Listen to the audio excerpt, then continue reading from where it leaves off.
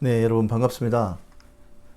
오늘은 복음서의 세 번째 책인 누가복음에 대해서 여러분들과 말씀을 나누도록 하겠습니다. 우리가 마태복음과 마가복음에서 보았던 내용인데요. 사실은 사복음서가 모두 예수님에 대한 기록을 남겼지만 실제로 그 내용에 들어가 보면 공통된 부분도 있고 또는 어떤 복음서에는 나오는데 어떤 복음서에는 나오지 않는 내용도 있습니다. 또 때로는 어떤 복음서, 한 복음서에만 나오는 이야기들도 많습니다. 그래서 그걸 종합해 봤을 때 우리가 예수님에 대해서 제대로 알 수 있는 그런 뜻에서 우리가 이제 복음서 4개를 다 꼼꼼히 읽어보고 공부를 하는 것은 매우 중요합니다. 자, 오늘 우리가 공부하게 될 누가복음은요, 이 기록자가 누구인가? 바로 기록자는 말 그대로 누가입니다. 누가. 우리나라 말로 누가라고 했는데 실제 이 사람은 이방인으로서 헬라인이었습니다. 헬라인. 히브리인이 아니라 이방인이었습니다. 성경을 기록한 유일한 이방인입니다. 성경 66권 중에서 64권은 히브리인들의 손에 의해서 기록이 되었는데 2권은 이방인의 손에 기록이 되었는데 그게 바로 이 누가의 손에 의해서 기록된 누가복음과 사도행전 2권의 책입니다. 그래서 저희는 누가가 누구인지 어떤 인물인지에 대해서 먼저 살펴보고 넘어가도록 하겠습니다.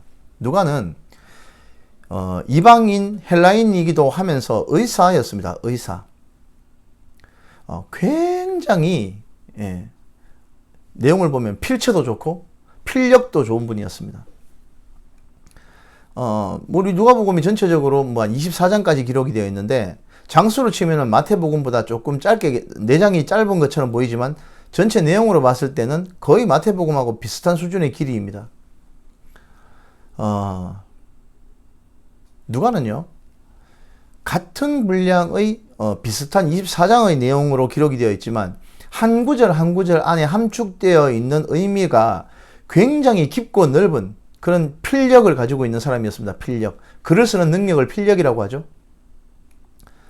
똑같은 한 구절이라도 그 안에 내용을 굉장히 풍성하게 담고 있는 글이 있는 반면에 한 구절이나 한 문구, 심지어는 책 한 권을 다 읽었다 하더라도 그걸 꼭 짜보면 한 움큼도 안 나오는 책들도 있습니다.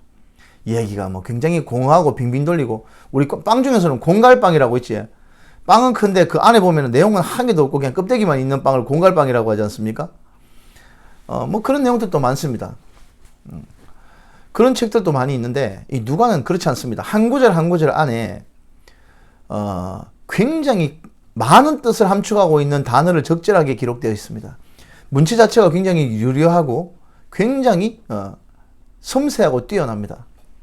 물론 우리가 읽는 이 책은 번역이 된 책이기 때문에 원서 그대로 보는 것과는 조금 차이가 있습니다만, 그럼에도 불구하고 번역된 책이 이렇게 문장력이 뛰어나기는 참 힘든 것 같아요. 글도 잘 썼지만 의사로서 굉장히 뛰어난 능력을 가지고 있었던 사람인 것 같습니다. 누가는 사도들을 치료하는 일도 했었고요. 실제로 누가는 사도 바울과 함께 동역하면서 전도 여행을 같이 떠나면서 사도 바울의 건강을 돌보았던 그런 인물이었습니다. 사랑받는 의사 누가라고 하죠. 바울이 기록된 서신서에 보면 사랑받는 의사 누가. 우리가 사랑을 하는 것은 우리의 의지로 할 수 있는 일입니다. 하지만 사랑을 받는다는 것은 그건 쉬운 일이 아닙니다. 내가 아무리 사랑을 받고 싶다고 안달복달해도 내 말과 행동과 행실과 품행이 사랑받기에 부족하다면 타인으로부터 사랑받는다는 것은 굉장히 힘든 일입니다, 여러분. 그런데 사도 바울은 누가를 한 줄로 평가하고 요약한 내용을 보면 사랑받는 의사 누가라, 이렇게 기록을 하고 있습니다. 누가는 참 대단한 사람인 것 같아요. 누가복음 전체적인 기록을 다 뒤져봐도 누가가 무슨 말을 했다라는 언급이 전혀 없습니다. 사도행전에도 마찬가지예요. 누가가 무슨 말을 했다, 전혀 한 구절도 나오지 않습니다. 정말 사실에 입각해서 객관적인 내용만 정확하게 기록을 했습니다. 이 사람은 이방인이었고요, 의사였기 때문에 사실관계를 명확하게 파악하고 그냥 대충 묻어서 믿고 대충 그냥 뭐 은혜스럽게 하면 된다. 요즘 말 그렇게 많이 하죠. 아이마 그냥 은혜스럽게 하면 된다. 그게 무슨 말입니까? 그냥 대충 넘어가자는 얘기죠. 뭐 그렇게 꼬치꼬치 따지고 넘어가냐, 따지고 드냐, 이런 의미 아닙니까? 그냥 은혜스럽게 하면 된다. 대충 그렇게 뭉뚱그려서 교회에서 많이 얘기를 하고 넘어가잖아요. 근데 이 누가는 그렇게 대충 넘어가는 사람이 아니었어요. 실제로 꼼꼼하게 정확하게 자기가 납득이 될 때까지 따졌기 때문에 이방인인 우리에게도 사실은 이 사복음서를 읽을 때 제일 먼저 권해드리는 책은요, 저 마태복음보다는 누가복음입니다. 마태복음은 처음 듣기자마자 족보부터 나오잖아요. 유대인의 기준으로 기록이 됐기 때문에 그렇습니다. 족보가 중요하겠죠, 그 사람들에게는. 근데 누가는 그렇지 않습니다. 오로지 사실이 무엇인가, 이것이 사실인가, 거기에 기반을 두고 기록을 했다는 거죠. 누가의 친동생이 있었는데요. 디도라고 있습니다. 티투스. 디도에 대한 내용도 한마디도 언급이 없어요. 사도 바울과 함께 전도 여행을 떠났던 사람임에도 불구하고 자기 동생에 대해서도 한치도 기록을 안 해요. 루카스라는 말은요, 지금 또 우리 그 형광등이나 이런 거에 밝기를 나타낼 때 맨룩스라고 하는데, 그것도 루카스 다 거기서 따온 얘기고요. 굉장히 존경받는 인물입니다. 서양사에서도. 루카스라는 이름은 지금도 많이 사용되어지는 이름입니다. 자, 누가에 대한 소개는 이 정도로 하고요. 누가는 그럽니다. 다른 복음서를 다 읽어보고 이 기록을 기록했다라고 합니다. 기록된 시기는요, 사도 바울이 연금되고 난 다음에 기록이 된 걸로 파악을 하고 있습니다. 그리고 이 누가가 기록할 당시에 AD 70년에 로마의 티투스 장군에 의해서 예루살렘이 완전히 함락되지 않습니까?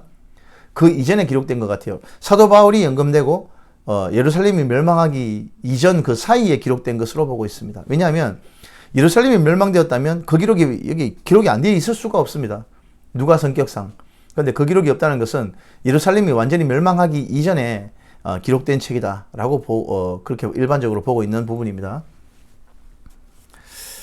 다른 기록자들이 기록을 읽어보고 자신이 답사하고 조사한 것과 비교해가지고 누락된 것을 다 꼼꼼히 챙겼습니다. 누가는 어떤 사람인지 1장 1절부터 4장까지의 내용을 한번 보면 알 수 있는데요. 한번 볼까요? 누가복음 1장 1절에서 4절까지 말씀입니다. 읽어보겠습니다. 우리 중에 이루어진 사실에 대하여 처음부터 목격자와 말씀의 일꾼된 자들이 전하여 준 그대로 내력을 저술하려고 붓을 든 사람이 많은지라. 그 모든 일을 근원부터 자세히 미루어 살핀 나도 데오빌로 각하에게 차례대로 써보는 것이 좋은 줄 알았노니 이는 각하가 알고 있는 바를 더 확실하게 하려 함이로다. 자, 이 짧은 문구 안에 굉장히 많은 내용이 포함되어 있습니다, 여러분. 우리 중에 다 해당이 된다는 얘기죠. 이 글을 읽는 사람과 이 글을 쓰는 자신을 포함한 모든 우리라고 표현이 되었습니다. 우리 중에 이루어졌다. 그리고 이것은 사실이다. 이 문구 안에도 한 구절을 단어 선택을 하는 것도 허투루 하지 않습니다.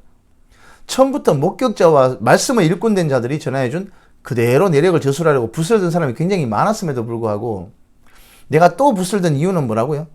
그 모든 일을 근원부터 자세히 미루어 살폈다라고 되어 있습니다. 그 뒤에 내용 보면 정말 근원부터 살피고 자세히 살피고 미루어 살피고 그렇게 해서 결론에 도달하려고 하는 노력이 정말 여기 보면 치열하게 보입니다. 얼마나 치열하게 근원부터 자세히 미루어 살폈는지 누가의 고민이 글 곳곳에서 많이 보여요. 전체적으로 다 보이는 부분이죠.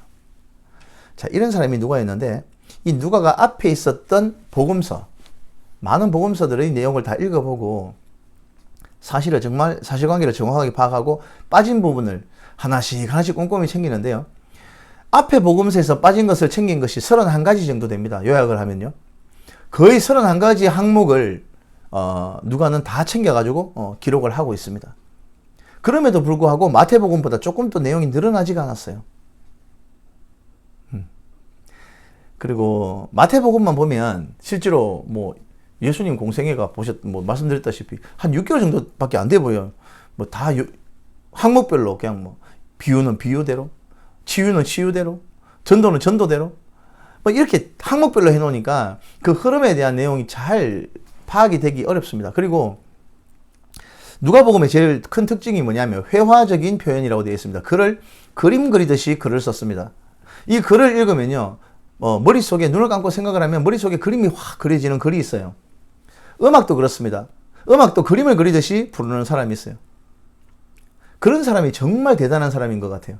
그냥 노래만 부르는 것이 아니고, 글을 쓴 다음에 글만 쓰는 것이 아니고 그림을 그리듯이 이 글을 읽으면 머릿속에 그림이 확 그려지는. 그래서 대부분의 우리 성화 있지 않습니까? 뭐 레오나르도 다빈치나 미켈란젤로 이런 중세의 화가들이 그린 그림을 보면요, 대부분 그 기반이 누가복음입니다. 그림을 그리듯이 상세하게 묘사되어 있기 때문입니다. 자, 오늘은요, 우리 누가복음에 대한 내용을 앞에 우리가 마태, 마가복음을 다 읽었기 때문에 전체적인 흐름은 우리가 알 수 있지 않습니까? 그러면 그 흐름에 빗대어서 빠진 31가지를 하나씩 챙겨보면서 누가복음에 대한 내용을 파악해보는 그런 방법으로 누가복음을 읽어보도록 하겠습니다. 여러분들 지금 누가복음 거의 다 읽어가시죠? 마찬가지로 지금 또 누가복음에 대한 이야기를 다시 한번 하나씩 짚어볼 건데, 전체적으로 읽어보신 내용을 다 이해를 하셨겠지만 어떤 부분이 빠져있고 이 빠진 부분이 어떤 의미가 있는지를 하나씩 짚어보면서 우리가 이해를 할 수 있도록 하겠습니다. 자, 누가복음 보면 먼저 첫 번째로 빠진 것이 세례 요한의 탄생 기사가 빠져있는 부분을 누가는 챙겨가지고 보충을 해놨습니다. 마태복음을 보면요, 세례 요한이 나오자마자 뭐 족보가 끝나고 난 다음에 바로 회개하라 천국이 가까워왔느니라 이렇게 회개의 말씀을 선포했는 것처럼 보이지만 실제로는 그렇지 않습니다. 세례 요한이 오랫동안 준비를 한 사람 아니겠습니까? 예수님보다 6개월 일찍 태어난 사람이라고 되어 있습니다. 서로 이제 친척 관계였고요, 예수님과. 자, 그래서 세례 요한의 탄생 기사부터 꼼꼼히 챙겨 나오는 부분이 있는데 1장 5절에서 25절 내용이 바로 그 부분입니다. 자, 보시면요, 한번 보겠습니다. 5절에서 7절 말씀입니다. 유다왕 헤롯 때에 아비야 반열에 제사장 한 사람이 있었으니 그 이름은 사가랴요. 그의 아내는 아론의 자손이니 이름은 엘리사벳이라. 이 두 사람이 하나님 앞에 의인이니 주의 모든 계명과 규례대로 흠이 없이 행하더라. 엘리사벳이 잉태를 못함으로 그에게 자식이 없고 두 사람의 나이가 많더라. 자, 이런 어떤 배경을 쭉 설명을 하면서도 이 누가는요, 구약의 역사서를 아주 통달한 사람이었다 라는 점이 여기에 우리가 이제 빗대어서 볼 수 있는 부분이 있는데, 아비야 반열이다. 헤롯 왕 때에, 유다 왕 헤롯 왕 때라는 시기를 정확하게 기록을 하고 있고요. 아비야 반열이다. 이러면 아비야 반열이 무슨 말이고 이러겠지만, 여러분들 그 역대상서 24장의 내용을 한번 찾아보십시오. 역대상서 24장 내용을 보면요, 레위인들, 아론의 자손들이 1년 동안 하나님의 성전에 회막에서 제사를 드릴 수 있는 순번을 정해놓은 게 있습니다. 24개의 조를 짜가지고 성전에서 제사를 드릴 수 있도록 되어 있는데요. 왜 24개의 조를 짜냐면 한 달에 2조씩 들어갑니다. 1월 상번, 1월 하번, 2월 상번, 2월 하번, 이렇게 한 달에 2조씩 이제 나누어서 회막에 봉사를 하게 되어 있었는데요. 성전 봉사를 할 때 아비야 반열이라고 하면 그 12개 24반열이라고 합니다. 24반열. 24반열 중에서 아비야 반열은요, 8번째 반열입니다. 8번째. 자, 8번째 반열이면요, 이스라엘 달력으로 8번째 반열이면 4월 하번수입니다. 4월 하번. 상번 하번 되어 있습니다. 4월 하번. 4월 하번이면 우리 달력으로 치면은요, 우리 달력보다 이스라엘 달력이 한 석 달 정도 늦거든요. 아비벌이라고 그러니까 우리 3월달이 이스라엘은 1월달입니다. 그러니까 한 2개월, 3개월 정도 늦어요. 4월이면 그냥 7월쯤 되겠죠. 7월 하번, 그쯤 됩니다. 그때에 일어난 일이다라는 시기가 정확하게 기록되어 있는 거죠. 그렇죠. 누가는요, 이 짧은 문구 안에 정말 많은 부분의 내용을 함축적으로 기록되어 있습니다. 확인해 보면 정확하게 그 시기가 언제였고 어떤 일이 벌어졌는지. 자, 이 세례 요한의 탄생 기사를 빠져 있는 부분을 누가는 꼼꼼히 챙겼다라는 부분이죠. 내용은 여러분들 아시죠? 다 읽어보셨지 않습니까? 간략하게 말씀드려볼까요? 아비야 반열에 사가랴가 자기의 순번에 따라서 들어가가지고 하나님의 성막 안에 들어가가지고 제사를 드리는데 천사가 나타나죠. 네가 이제 아들을 낳을 것이다 얘기하니까 저도 늙었고 아내도 늙었는데 되겠습니까? 얘기하니까 믿지 않았다고. 사실은 늙은 굉장히 나이가 많은 사람에게 하나님이 수태고지를 하는 경우가 몇 번 있었습니다. 제일 대표적인 게 아브라함 아닙니까? 아브라함에게 아들이 있겠다고 100세에 아들이 있겠다고 얘기를 하니까 사라가 웃었지 않습니까? 웃으니까 하나님은 사라랑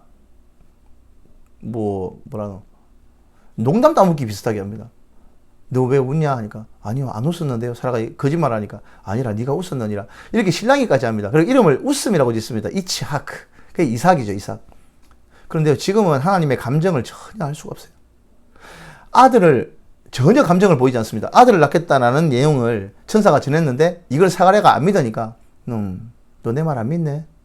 안 믿으면 너 아들 낳을 때까지 벙어리로 지내게 될 거야. 그냥 바로 이라고 끝내봅니다. 하나님은요, 구약을 지나 신약으로 넘어올 때 예수님께서 눈물을 보이시고 예수님이 보이신 감정을 우리가 볼 수 있는데 그 뒤로는 그 어떤 감정 표현도 지금 찾아볼 수가 없어요. 신약에는요. 예수님께서 보이신 감정 말고는. 구약에는 보면 하나님께서 선지서나 예언서를 통해서 감정을 직접적으로 표현하시는 부분이 굉장히 많지 않습니까? 그런데 신약에는 그런 내용이 안 보여요. 참 씁쓸한 부분이 진짜 하나님께서 이러셨구나 라는 내용을 우리가 이제 읽어볼 수 있고요. 그러니까 나와가지고 결국은 아내가 임신을 하고 아이를 가집니다. 나이가 많았음에도 불구하고. 그리고 6개월 뒤에 예수님의 어머니 마리아에게 천사가 나타나가지고 수태고지를 받죠. 그 내용으로 쭉 이어지는 부분이 있습니다. 저 베들레헴에 가게 된 원인조차도 상세하게 기록을 하고 있습니다. 베들레헴에 왜 갔느냐? 가이사 아우구스투스라고 하죠. 옥타비아누스라는 황제, 로마의 초대 황제가 모든 사람들에게 호적을 하라고 합니다. 호적. 나라의 어떤 제국 전체를 정비하기 위해서 호적을 하라고 합니다. 호적을 하러 가는 길이었다라는 어떤 그 원인에 대해서 명확하게 상세하게 기록이 되어 있고요. 세 번째는요, 예수님께서 태어나실 때에 그 자리에서 예수님께 가가지고 찾아가 경배하고 예수님의 탄생을 축하했던 사람이 동방박사만 있었던 것이 아니라 목자들도 있었다. 그래서 우리가 성탄절마다 어린아이들이 성경 암송 구절을 하지 않습니까? 좀 있으면 이제 우리도 한두 달 뒤에 성탄절이 오는데요. 그 지경의 목자들이 자기 양떼를 지킬 때에 이렇게 할 때 다 누가복음입니다. 이 내용은 누가복음밖에 안 나오기 때문이에요. 목자들에게도 갔었고 그 이야기들은 목자들이 예수님께서 누워 계시는 마구간에 가서 경배하고 사람들에게 이 기쁜 소식을 알렸다라는 기사도 누가만 챙겼습니다. 그게 이제 2장 8절에서 20절 사이에 나오는 내용이 있습니다. 자, 네 번째는요. 예수님의 이제 성전에 가서 할례를 받는 사건이 기록됩니다. 할례를 받는 난지 8일 만에 할례를 받으시죠. 그때까지 이름이 지어져야 되는 부분이 있습니다. 그리고 성전에서 예수님께서 제사를 지내러 가는 부분이 있습니다. 정결한 예식을 지내기 위해서. 자, 이렇게 봤을 때 예수님께서는요, 마태복음의 내용과는 조금 달라요. 마태복음 보면 이렇게 느껴질 수 있습니다. 예수님께서 천사의 지시를 받아가지고 마리아가 예수님을 낳고 난 다음에 동방박사가 찾아와가지고 예물을 드리고, 그리고 예물을 받고 난 다음에 피 따고 난 다음에 동방박사 찾아와가지고 예물을 드리고 난 다음에 동방박사가 이제 고향으로 그냥 몰래 도망을 갔는데, 이때 헤롯이 화가 나가지고 아이들을 다 죽이라는 얘기가 이제 떨어지기 전에 허겁지겁 선물만 챙겨가지고 애굽으로 도망간 것처럼 그렇게 기록이 되어 있죠. 그런데 실제로 마가복음을 보니까 그렇지가 않아요. 난지 8일 만에 할례도 받았답니다. 그러면 최소한 8일이 지나야 안 됩니까? 그죠?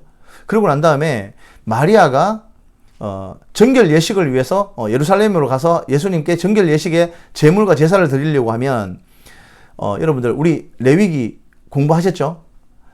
여자가 아들을 낳으면 사년이 맑아지는 기간 며칠?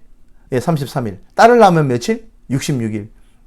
그 기간이 지나야 마리아와 함께 예수님께 정결 예식을 드리는 제사를 드리러 갈 수 있는 겁니다. 그럼 최소한 벌써 한 달이 지나야 안 됩니까? 그죠?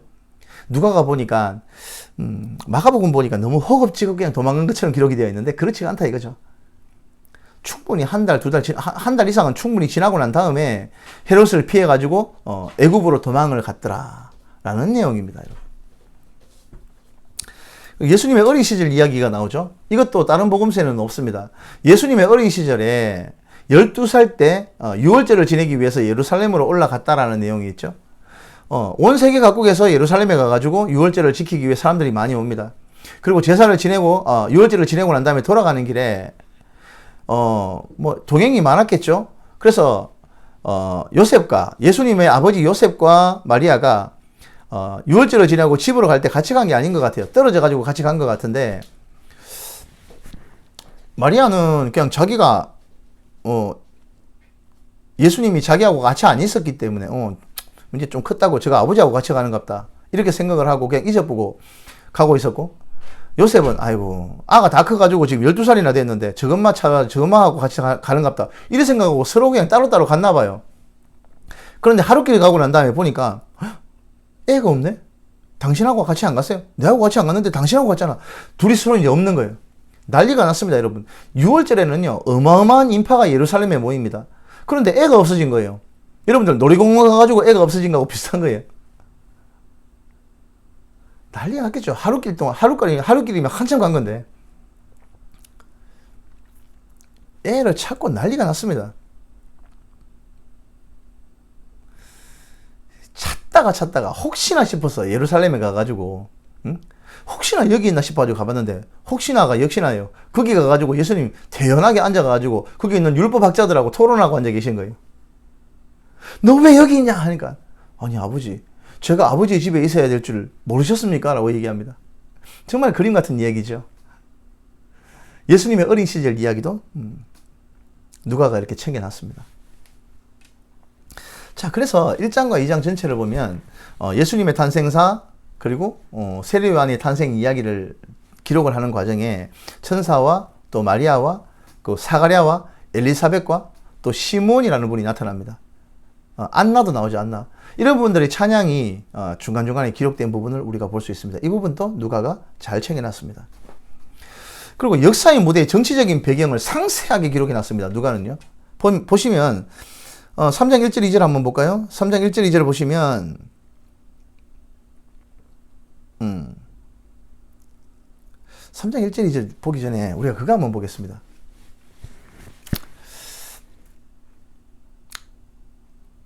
예수님의 어머니 마리아에게 천사가 나타나가지고 네가 아들을 잉태할 것인데 그 이름을 예수라 하라 하니까 마리아가 묻죠. 저는 남자를 알지 못합니다. 알지 못한다는 얘기는 아직까지 한 번도 남자와 잠자리를 가진 적이 없다라는 얘기입니다. 저는 남자를 알지 못하는데 어떻게 임신할 수 있겠습니까? 그러니까 성령으로 된 것이기 때문에 네가 그렇게 임신을 할 수 있을 것이다. 아이를 가질 수 있을 것이다 라고 얘기를 합니다. 그 모든 이야기를 전한 이유는 뭘까요? 그냥 강제로 하나님께서 덜컥 그냥 임신시키고 태어나면 어떻게 해라라고 지시만 하면 될 건데 그렇게 안 했어요. 하나님께서는요. 하나님이 일하시는 방식을 한번 볼 수 있는 부분입니다. 천사가 나타나가지고 한 번도 남자를 가까이 하지 않은 마리아에게 네가 아들을 낳을 것이다 라는 얘기를 먼저 의사타진을 합니다. 그래 할 수 있겠나? 라고 물어보는 거예요. 그러니까 이런저런 얘기를 통해서 검증을 하고 난 다음에 마리아가 한마디 합니다. 다 듣고 그래요? 이게 하나님께서 하시는 일이라고요? 라고 하면서 하는 얘기가 바로 1장 38절 내용인데요. 한번 보겠습니다. 마리아가 이르되 주의 여종이오니 말씀대로 내게 이루어지이다 하며 천사가 떠나가니라. 무슨 내용이냐면 예수님을 잉태하게 되고 처녀인 몸으로 예수님을 잉태하게 되고 그러면 여러분 어떤 일이 벌어질까요? 결혼도 하지 않은 여자가 애를 낳았다면요. 이 당시 율법으로는요. 돌에 맞아 죽을 일입니다. 믿겠습니까? 성령으로 잉태됐고 남자를 알지 못하는데 잉태했다는 걸 누가 믿겠습니까? 아무도 믿지 않습니다. 너 몰래 가가지고 뒤에 호박씨 까고 지금 어디서 말도 되지 않은 소리 하냐고 끌고 나가가지고 그냥 돌로 쳐 죽이는 일이라고요. 그럼에도 불구하고 마리아가 이 일이 주의 여종이오니 주의 말씀대로 이루어지이다라고 승인을 한 겁니다. 하나님이 기껏 이 어린 여자아이에게 와가지고 허락을 받고 가시는 내용이에요. 천사를 통해서. 에이, 뭐 그럴까봐. 조금 더 말씀드려볼까요? 이렇게 하고 난 다음에 마리아가 임신을 했다라는 기록이 정확하게 기록되어 있지 않습니까, 여기에? 여러분, 우리는 때로 많은 오해를 합니다. 하나님의 강권적인 힘으로 저를 들어서 새 사람으로 변화시켜 주시옵소서 막 이렇게 얘기를 하시는데요. 하나님 그렇게 일 안 하십니다. 심지어 10몇 살짜리 마리아에게 와가지고 하나님께서 하시려고 하는 일에 대해서 미리 허락을 구하고 동의를 구하고 진행을 하시는 분이 하나님이세요. 아니면 강제로 지금 뭐하러 물어봅니까? 하나님의 일하는 방식을 우리는 엿볼 수 있는 부분이라고요. 네, 주의 여정이오니 주의 뜻대로 이루어지게 되기를 바랍니다. 라는 말이 입에서 떨어지고 나서야, 그 대답을 듣고 나서야 하나님께서는 일을 하시는 거예요. 여러분, 세상 모든 피조물 중에서 하나님의 뜻에 반해서 움직이는 피조물은 딱 하나 있다고 말씀드렸죠. 그게 바로 인간이라고요. 자유의지를 우리에게 주셨기 때문에 우리가 하나님의 뜻을 대놓고 거역할 수 있습니다. 우리 코에 호흡이 붙어 있는 동안, 우리 심장이 아직까지도 뛰고 있는 동안은 하나님께서 우리에게 주신 자유의지를 강제로 훼손하지 않으신다는 겁니다. 우리를 로봇 취급하지 않으신다는 거예요. 물론 우리가 이 코에 호흡이 떨어지고 심장이 멈출 때는 우리가 우리의 자유의지를 더 이상 내세울 수 없는 순간이 오겠죠. 하지만 우리가 살아 숨쉬는 동안 하나님께서는요, 우리의 자유의지를 악하지만 존중해 주신다는 겁니다. 어떻게 해야 되겠습니까? 갑자기 나를 지나가다가 그냥 벼락 맞은 사람처럼 꼬꾸라지게 만들어가지고 교회로 질질 끌고 나오시는 하나님? 뭐 그런 관점 많이 들어봅니다. 근데요, 끝까지 거부하면 그 사람도 어떻게 하나님께서 하실 수가 없습니다. 그렇게까지 하셨음에도 불구하고 거부한다면 하나님께서는 어쩔 수 없습니다. 여러분, 우리는요, 신약 시대를 살고 있는 우리는요, 하나님께서 우리에게 억지로 뭘 시키지 않으십니다. 예배도 마찬가지입니다. 지금처럼 코로나 시대에 내가 그냥 온라인 예배 드리겠다 하면 온라인 예배 드리는 겁니다. 어떻게 하겠습니까, 하나님께서? 그럼에도 불구하고 가서 나는 하나님의 성전을 사랑한다고 그 성전에 가서 하나님 앞에 정성껏 예배 드리고 싶다면 무엇이 더 좋을까, 자기에게? 우리가 오는 주간에 우리가 새가족 초청 모임을 하지 않습니까? 코로나 시국임에도 불구하고 가서 말씀을 전하는 것? 아, 코로나인데 뭐 가서 사람들에게 가가지고 그냥 불편하게 교회 가자 그러노? 그럼 어쩔 수 없어요, 하나님께서. 하나님은 사람에게 마른 막대기처럼 억지로 하지 않습니다. 억지로. 그 부분을 명심하고 분명히 하고 넘어가도록 하겠습니다, 여러분. 자, 계속 보겠습니다.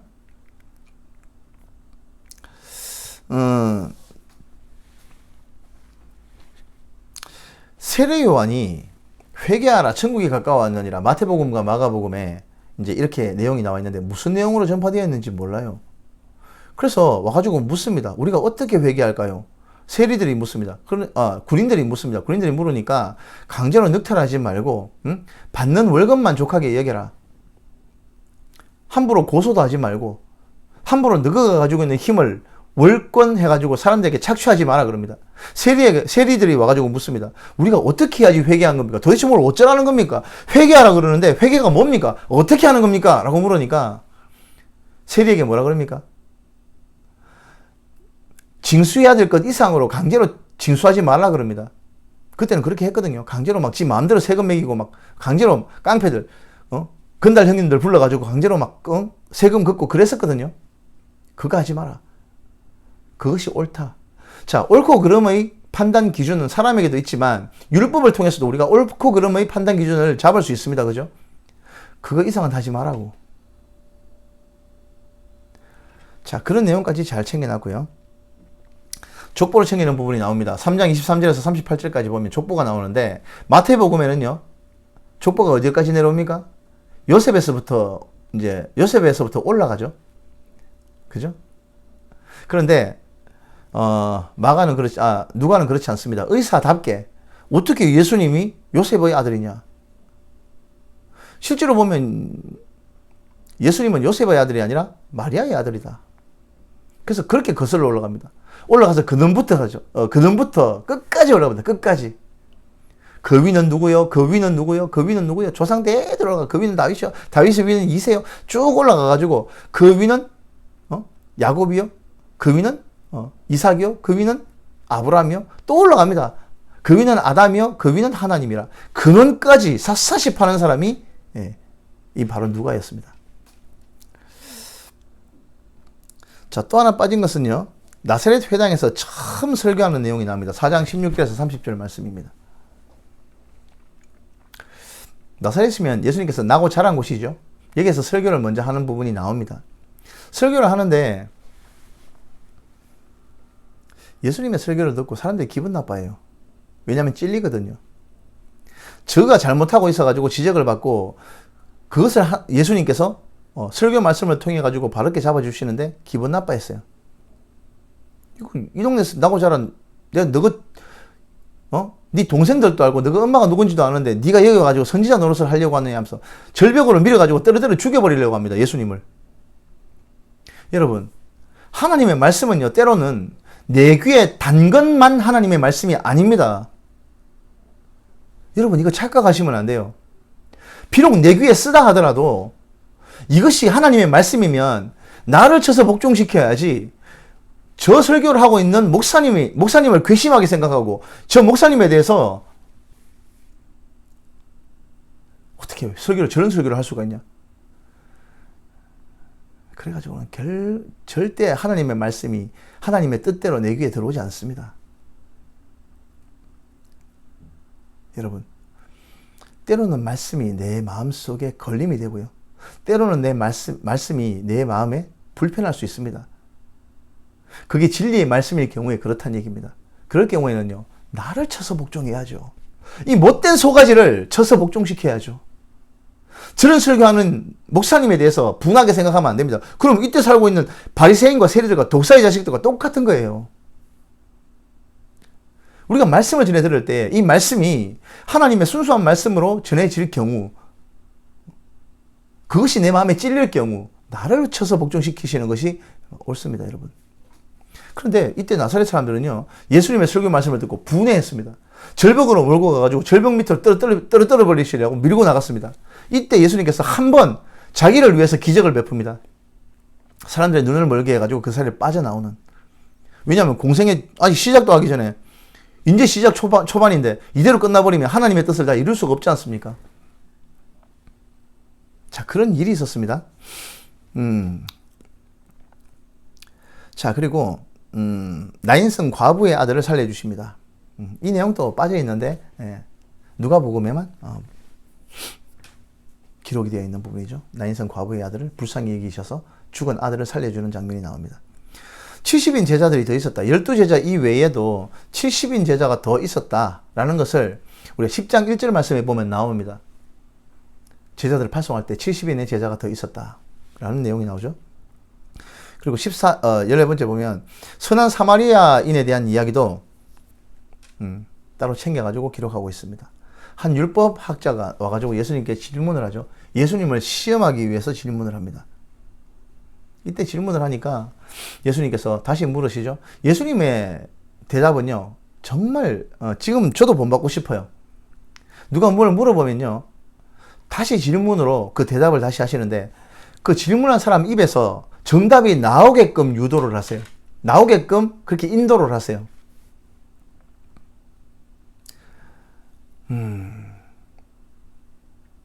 율법에 뭐라고 기록되어 있느냐라고 묻습니다. 그러니까 제일 큰 계명이 뭡니까? 라고 하니까 마음을 다하고 뜻을 다하고 힘을 다해 내 하나님 여호와를 사랑하라는 것과 둘째는 내 이웃을 내 몸과 같이 사랑하라 하는 이 두 가지입니다. 그러니까 예수님께서 다시 대답하죠. 그래, 네 말이 옳도다. 항상 예수님은 네 말이 옳도다 그러세요. 그러니까 율법학자가 다시 묻습니다. 선생님, 그러면 제 이웃이 누굽니까? 몰라서 물었겠습니까? 이 당시만 해도 그 경계선이 어딘지를 물어보는 겁니다. 내 이웃이라고 하면 내 가족까지입니까? 아니면 내 친척까지입니까? 아니면 동네 친구들까지입니까? 아니면 우리 마을 사람들까지입니까? 동창들까지입니까? 이 경계가 무엇인지 물어보는 거였죠. 어디까지 제가 이웃으로 생각해야 됩니까? 라고 묻습니다. 그러니까 예수님께서 아주 기분 나쁜 얘기를 하시죠. 사마리아인, 그러니까 개보다 못한 취급을 했던 사마리아인의 비유를 댑니다. 제사장도 그냥 지나가고 누구도 지나가고 누구도 지나가는데 사마리아 사람이 지나가다가 이 강도 만난 자를 싣고 데리고 가가지고 주막에 데리고 가가지고 맡기고 돈 또 주고 이렇게 했다. 네가 보기에는 누가 이 사람의 이웃이냐 하니까 선은 사마리아인입니다 라고 대답을 해야 되는데 율법학자가 이 기분이 나빠가지고 자비를 베푼 자니이다 그렇게 얘기하죠.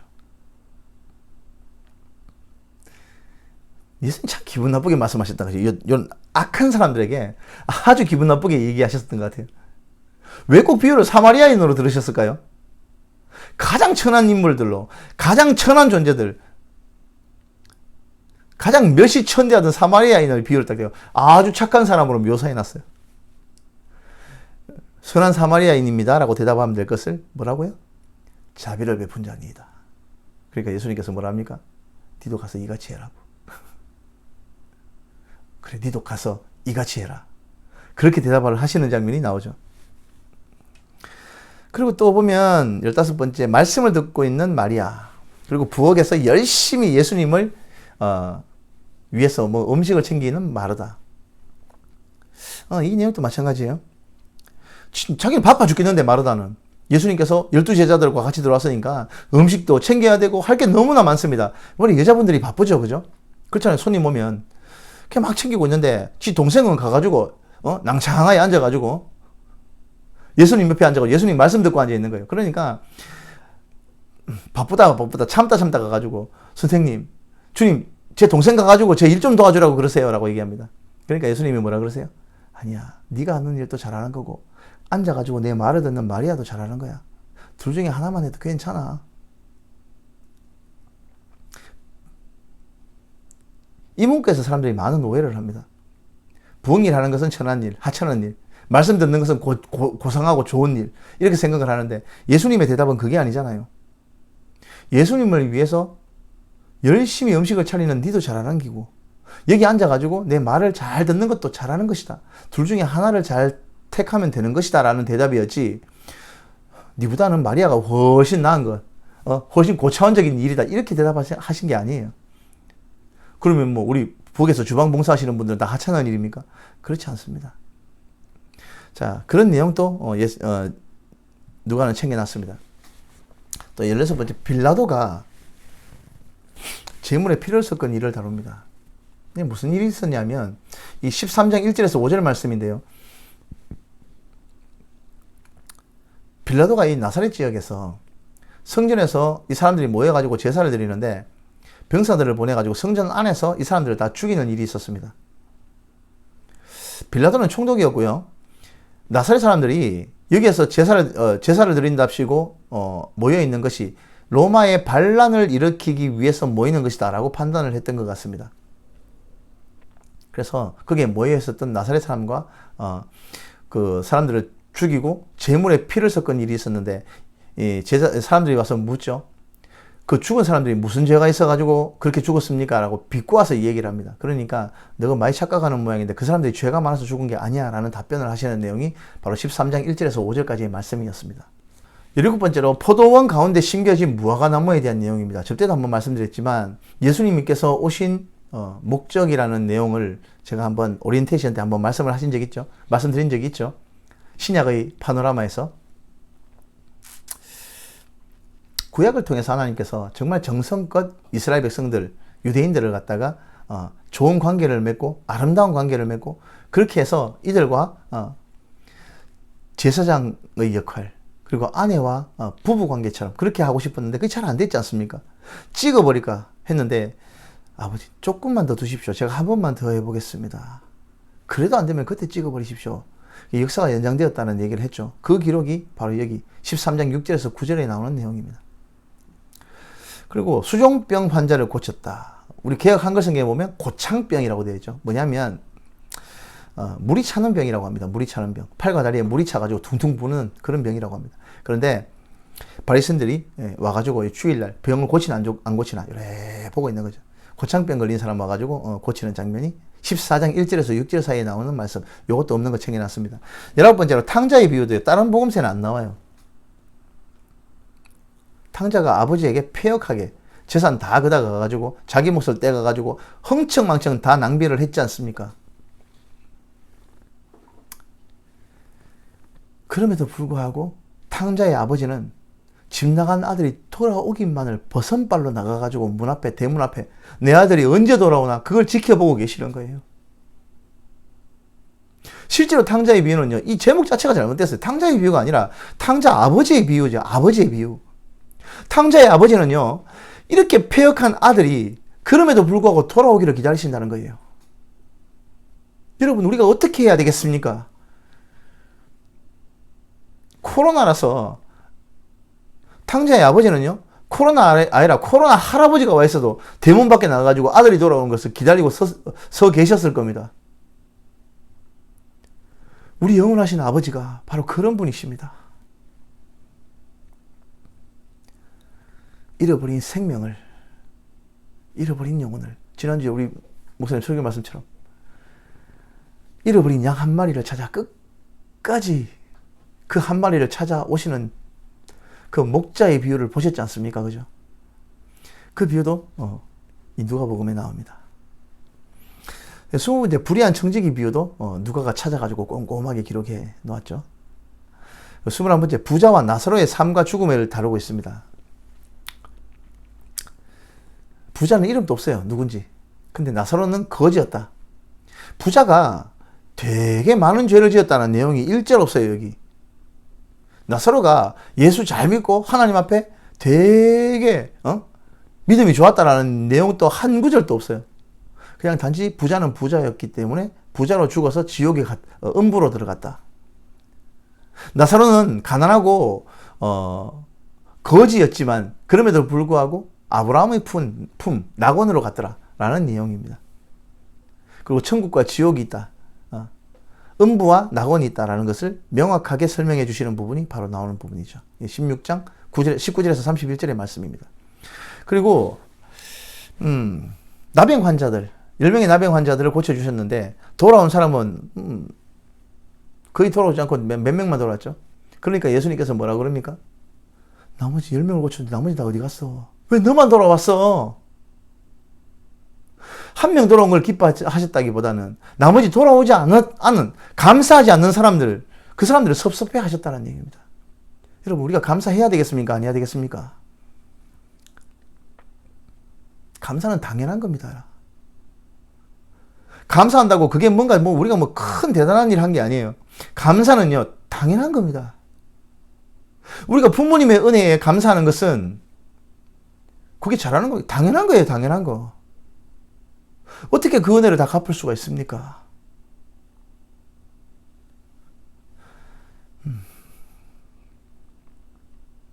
자, 그리고 불의한 재판관과 번거롭게 하는 과부 이야기가 나오는데 이 내용도 참 사람들이 많은 오해를 해요.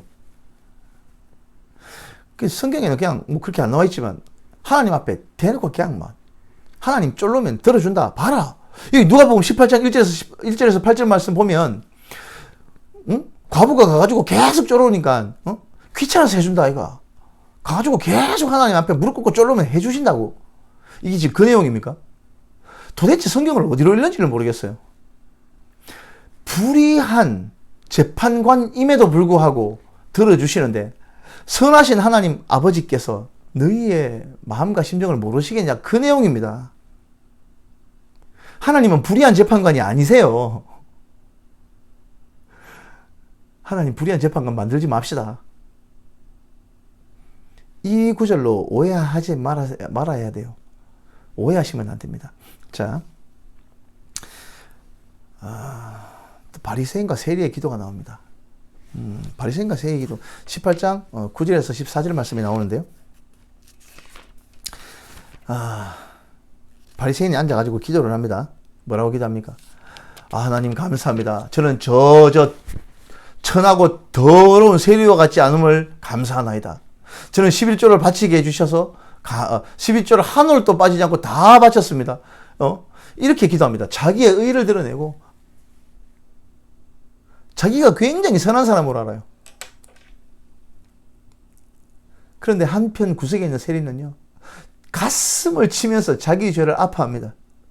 주여, 저를 불쌍히 여겨 주시옵소서. 저는 죄인입니다. 저는 죄인입니다 하면서 가슴을 치면서 자기 죄를 아파해요. 말씀드렸죠?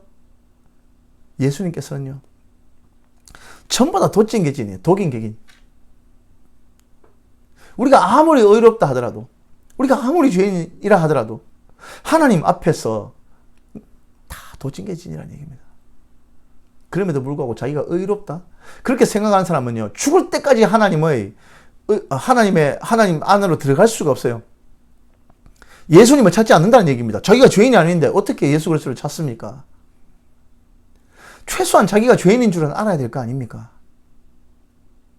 자기의 죄를 아파하는 사람만이, 자기가 죄인인 줄 알고 자기의 죄를 아파할 줄 아는 사람만이 그리스도를 영접할 수 있고 하나님의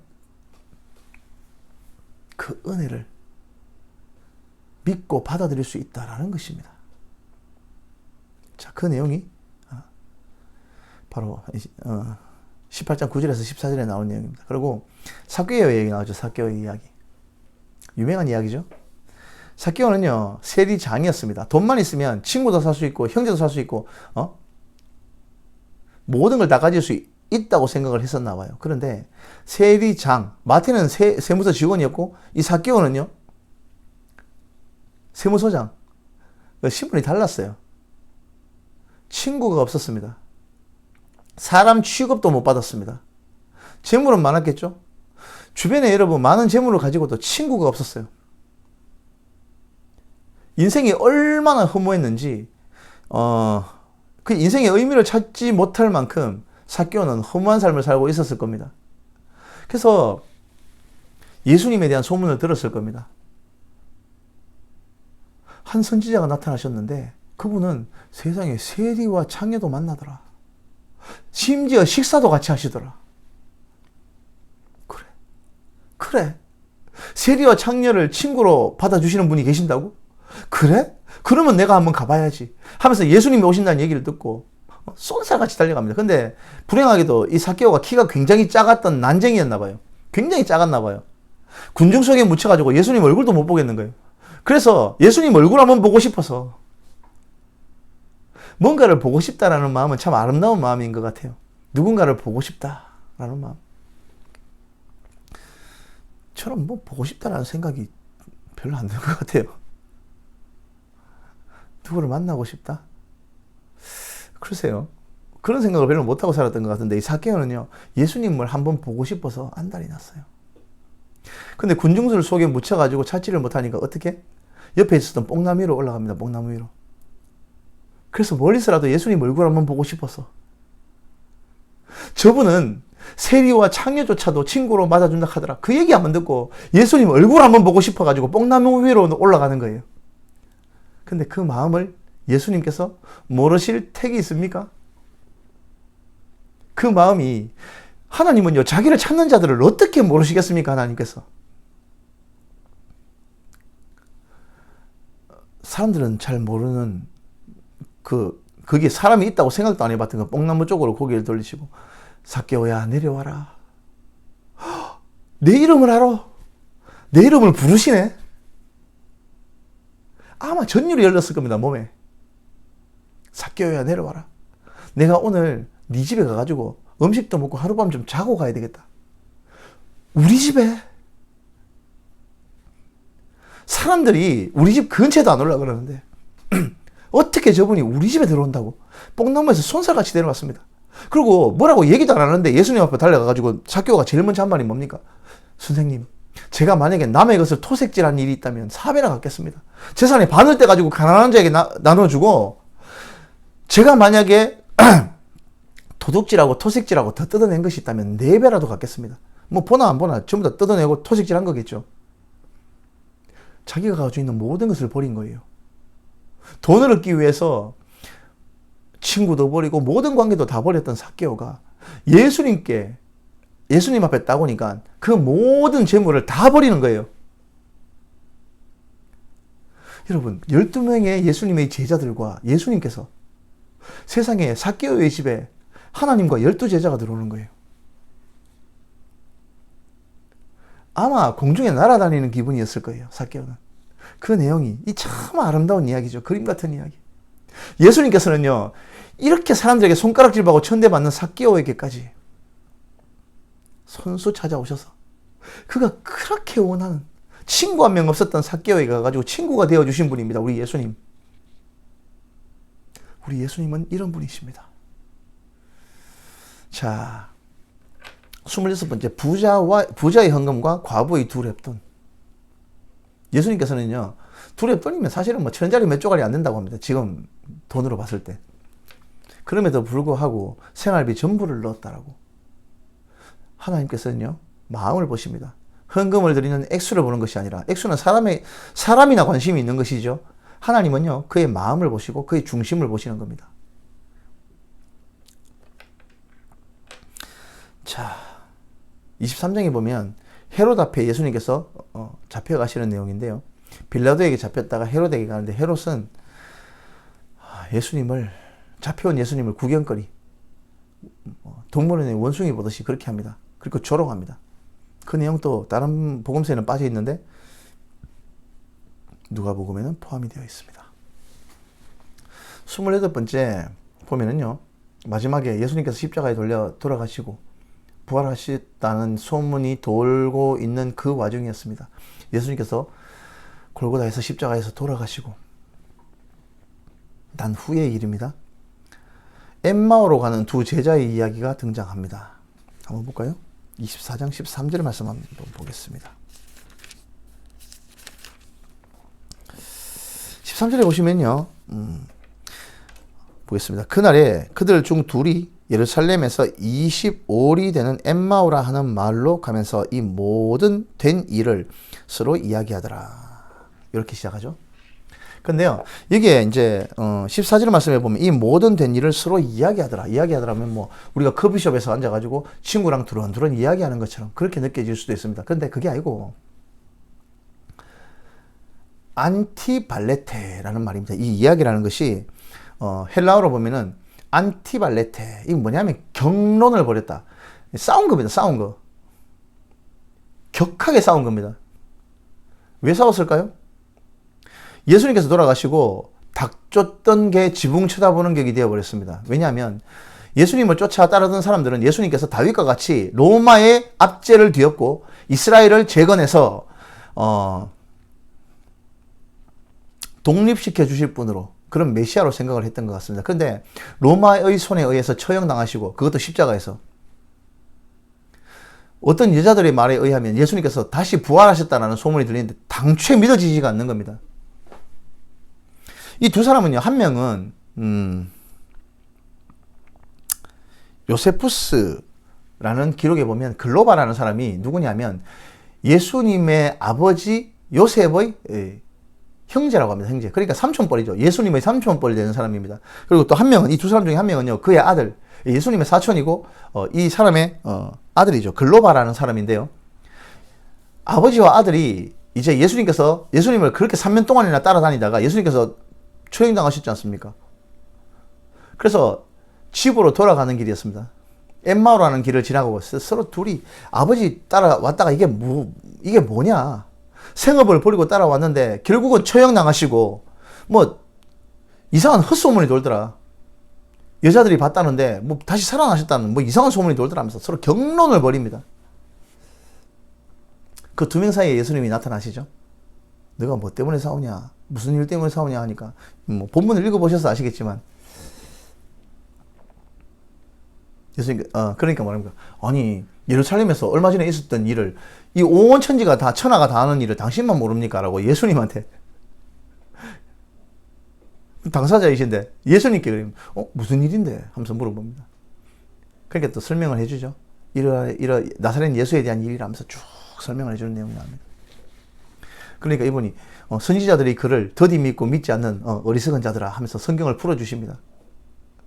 그 긴 얘기로 쭉 같이 동행을 하시면서 얘기를 풀어주니까 이 사람들이 이대로 못 가겠다. 가가지고 숙소를 잡고 거기서 음식도 먹고 같이 조금만 더 얘기해달라고 하니까 예수님께서 따라가시죠.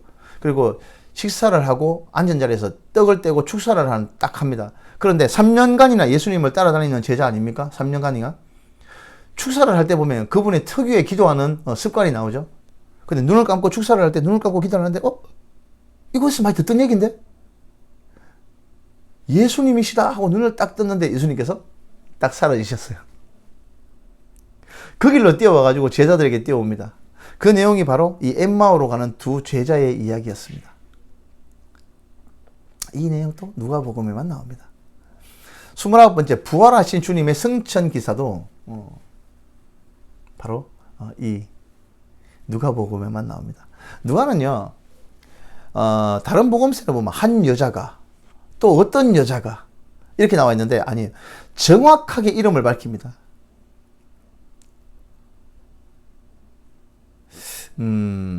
마리아도요, 그냥 이 마리아 저 마리아 그냥 어떤 한 여자라고 하지 않고 마리아. 마리아 중에서도 뭐 되게 많지 않습니까? 마리아만 7명이에요. 그 이름을 하나하나 다 챙긴 게 누가입니다. 그냥 한 여자라고 하지 않고 예수님의 어머니 마리아, 막달라 마리아, 뭐 이렇게 쭉 나오는데 그 이름을 하나하나 다 챙겼던 사람도 바로 이 누가고요. 바리새인, 창녀, 세리, 가난하고 병든 자들을 이것들 있었던 기사들을 꼼꼼하게 다 챙깁니다. 자, 이렇게 거의 31가지로 누가복음은 다른 복음서에 없었던 내용들이 쭉 기록이 되어 있습니다. 여러분, 누가가 이 누가복음을 쓸 때 한결같이 유지하고 있는 하나의 기조가 있습니다. 뭐냐? 이 모든 일은 사실이고 정인이 있고 그걸 내가 확인해서 기록을 하는 것이다 라는 부분을 명확하게 하고 있습니다. 이 모든 일은 사실이다. 사실이다. 당신들이 믿고 안 믿고를 떠나서 이 모든 된 일은 모두 사실이다.